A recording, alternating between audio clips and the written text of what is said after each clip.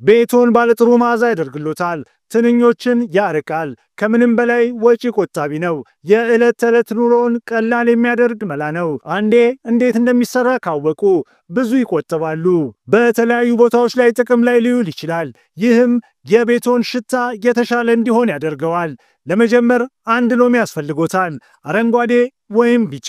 ቤቶ ውስጥ የትኛውም አይነት ሎሚ ካለ ይቁረጡት። ቀጥ ብሎ እንዲቆም ጫፎቹን ቆርጠው ያውጡ። በመቀጠል መሃሉ ላይ ቢላዋ ወይም ጣቶትን በመጠቀም ቀዳዳ ይፍጠሩ።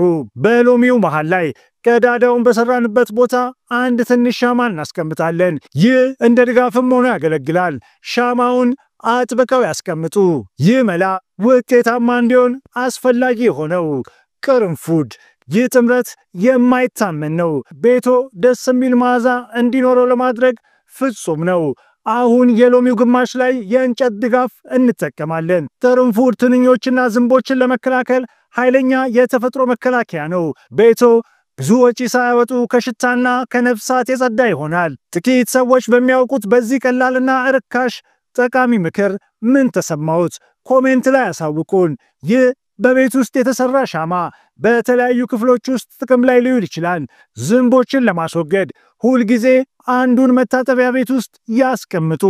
ለተጨማሪ መላዎች የዩቲዩብ መስኮቴን ይቀላቀሉ።